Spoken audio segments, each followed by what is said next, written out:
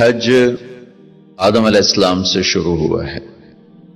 عبادات میں کوئی اجتہاد اور عقل نہیں، جیسے اللہ نے کہا ہے ویسے کرنا ہے۔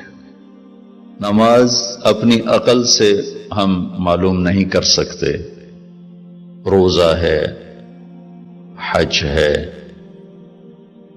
عبادات میں جیسے آسمان والے نے بتایا اور جیسے جناب رسول اللہ صلی اللہ علیہ وسلم نے کر کے دکھلایا، بس ہم نے وہ کرنا ہے۔ باقی چیزوں میں معاملات ہیں، زندگی کی باقی ضروریات ہیں، اس میں زمانے کے لحاظ سے سوچ بچار بھی ہے، تبدیلی بھی ہے، اجتہاد بھی ہے۔ عبادت اسے کہتے ہیں جس میں بس جو اللہ نے کہا، جو اس کے نبی نے فرمایا، کر کے دکھایا، ویسے کرنا ہے۔ ہمارے نبی پاک کا میں تھوڑا سا آپ کو مختصر خاکہ حج کا بتا دیتا ہوں۔ جناب رسول اللہ صلی اللہ تعالی علیہ وسلم نے حج کا جب اعلان فرمایا، یہ 10 ہجری، تو اطراف سے قبائل جمع ہوئے، کوئی 12,000 کا مجمع اکٹھا ہو گیا مدینہ میں۔ 25 تاریخ کو بروز ہفتہ آپ نے نماز ظہر سے پہلے غسل فرما کے 2 چادریں احرام کی نیت کے بغیر 2 چادریں باندھ، کرتا بھی اتار دیا، تہمد بھی اتار دیا۔ سحارا ایک بستی ہے جو آج کل مسقط میں آتی، وہاں سے ایک کپڑا آتا تھا، اس کی آپ نے 2 چادریں لی۔ پھر آپ نے ظہر کی نماز کے بعد اپنے پورے قافلے کو لیا، ذوالحلیفہ جس کو آج کل ابیار علی کہتے ہیں، یہاں آپ نے آ کر قیام فرمایا، اور عصر، مغرب، عشاء اور فجر اور ظہر 5 نمازیں آپ نے یہاں ادا فرمائیں۔ آپ گزر رہے تھے کہ جبریل ہے کہ یا رسول اللہ، اللہ فرما رہے ہیں یہ پاک وادی ہے، یہاں آپ قیام فرمائیں۔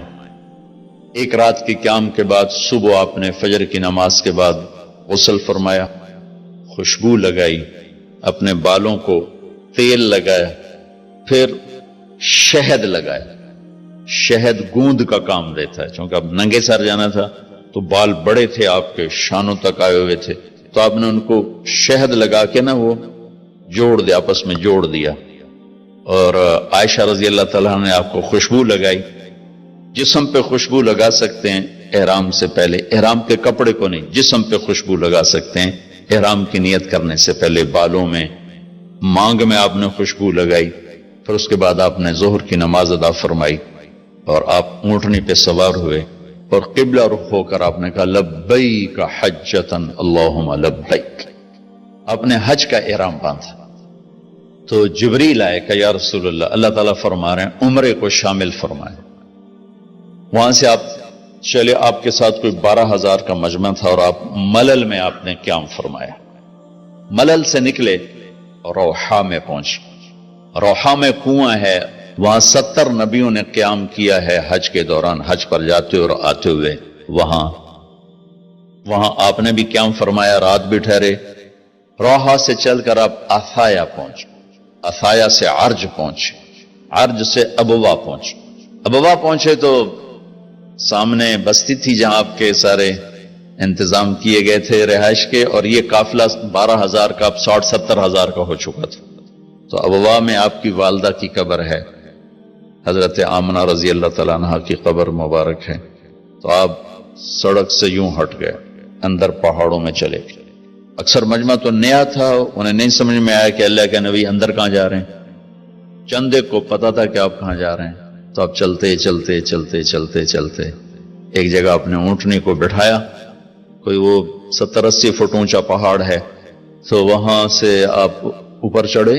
یہ اپریل کا مہینہ تھا اور ماں کی قبر کے سرانے تشریف لائے، اور یوں اپنے گھٹنے اٹھائے اور ہاتھ یہاں رکھے اور سر یہاں لیا، یہ پوزیشن بنائی جیسے چھوٹے بچے بناتے، اور پھر جوں سرہانے بیٹھ کے رونا شروع کیا۔ صدمہ تو چند دنوں بعد بھول جاتا، میں اب اپنی ماں کے یاد میں رونا بھی چاہوں تو رونا نہیں آتا، اپنے باپ کی یاد میں رونا بھی چاہوں تو رونا نہیں آتا۔ اور میرے نبی کو 57 برس گزر چکے تھے ماں کے گئے ہوئے، تو وہ 57 سال پرانا درد ابھی زخم بھرا نہیں۔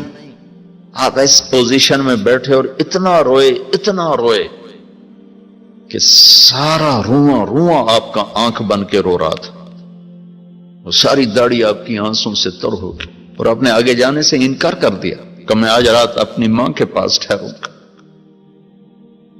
آپ نے رات وہیں گزاری۔ کیا رات تھی! ابواس سے چلے تو آپ عصفان پہنچے۔ عصفان تھے تو آپ نے کہا ابوبکر یہ کون سی جگہ ہے؟ کہا جو عصفان۔ کہا میں دیکھ رہا ہوں ہود اور صالح علیہ السلام گزر رہے ہیں اس وادی سے، لبیک کہتے ہوئے حج کو جا رہے ہیں۔ عصفان سے آپ مرہ زہران پہنچے، پھر وہاں سے آپ صرف پہنچے، پھر وہاں سے آپ تنعیم پہنچے۔ تنعیم میں آپ نے احرام کی چادروں کو تبدیل فرمایا، جو 2 چادریں مدینہ میں زیب تن فرمائی تھی، تنعیم اتار کر 2 نئی چادر اسی کپڑے کی۔ پھر مکہ کے ٹاپ سے آپ انٹر ہوئے اور بیر زی طوا کے کنویں پر آ کر آپ نے قیام فرمایا۔ یہ ہے اتوار کی رات، 25 کو چلے اور 4 کی رات کو، یہ مہینہ 29 کا تھا، تو 4 کی رات کو آپ مکے پہنچ گئے۔ اتوار کو صبح آپ نے غسل کیا، خالی پانی بہایا اور عمرہ کے لیے تشریف لے گئے۔ صفا مروہ کی طرف سے آپ پہنچے، باب و بنی شیبہ کے سامنے آپ نے اونٹنی کو بٹھایا تو بنو ہاشم خاندان کے بچے آ گئے، ان سب کو ملے، کئیوں کو اونٹنی پہ بٹھا لیا، کئیوں کو پیار کیا، گلے لگایا، پھر ان سب سے ہو کر باب و بنی شیبہ، یہ باب و بنی عبد مناف تھا، آپ کے خاندان کا دروازہ تھا، اس سے آپ انٹر ہوئے، اور جب آپ فارغ ہوئے تو باب و بنی مخزوم سے آپ باہر نکلے۔ آپ نے جاتے ہی حجر اسود کا بوسہ لیا، پھر سجدہ کیا، پھر بوسہ لیا، پھر سجدہ کیا، پھر بوسہ لیا، پھر سجدہ کیا، پھر آپ رونے لگے، بہت روئے۔ اس کے بعد آپ طواف شروع فرمائے۔ تیسرے یا چوتھے چکر میں آپ نے پانی بھی پیا، اور حضرت عمر سے فرمایا کہ عمر حجر اسود کے بوسے پہ لڑائی نہ کرنا، جگہ ملے تو لے لینا، جھگڑا نہ کرنا، جیسے ہمارے نادانی میں لوگ وہاں عورتیں بھی ایسی حماقت کرتی ہیں کہ ایک سنت عمل کے لیے فرض چھوڑ دیتی کہ مرد عورت کا یوں آپس میں اختلاط، یہ اس سے بچنا فرض ہے، اور وہ ایک سنت کے لیے گھس رہی، اور لڑائی جھگڑے فساد، قریب بھی نہیں جانا چاہیے۔ اللہ کے نبی نے استلام کیا، جب رش ہو گیا تو آپ کے پاس ایک لکڑی تھی، وہ دور سے یوں لکڑی کو لگا کر اور اس کا بوسہ لے لے۔ پہلا آپ نے بوسہ لیا، اس کے بعد رش ہو گیا تو پھر آپ نے ہر دفعہ بوسہ ایک دفعہ بوسہ لیا، اس کے بعد آپ کے پاس ایک لکڑی تھی، اس لکڑی کو آپ یوں چھوتے تھے اور حجر اسود کو، اور اس کا بوسہ لے لیتے تھے۔ بوسہ صرف ایک دفعہ، پھر جب آپ نے 2 نفل پڑھ لیے اور تشریف لے گئے صفا مروہ کے لیے، تو پھر حجر اسود کا بوسہ لیا اور آپ نے جا کر صفا مروہ پہ 7 چکر پورے کیے۔ بعض روایت میں ہے کہ 3 چکر پیدل کیے، پھر مجمع زیادہ ہو گیا تو 4 اونٹنی پر بیٹھ کر گیا تاکہ لوگ دیکھ لیں۔ اس کے بعد آپ نے اعلان فرمایا کہ بھئی جن کے پاس قربانی کا جانور نہیں ہے وہ احرام کھول دو۔ تو صحابہ نے کہا یا رسول اللہ آپ کھولیں، تو آپ نے فرمایا کہ میرے پاس قربانی کا جانور ہے، ابو بکر کے پاس، عمر، زبید، طلحہ یہ نہیں کھولیں گے جو کہ ان کے پاس بھی قربانی کا جانور ہے، باقی جن کے پاس نہیں کھول دو۔ تو سب نے کھول دی، اور حج افراد بھی تمتع بن گیا، حج قران بھی تمتع بن گیا۔ اب نہیں ہو سکتا، اب جو نیت کریں گے وہی کرنی پڑے گی، لیکن اللہ کے نبی کا خاص حکم تھا تو سب کا حج تمتع بن گیا۔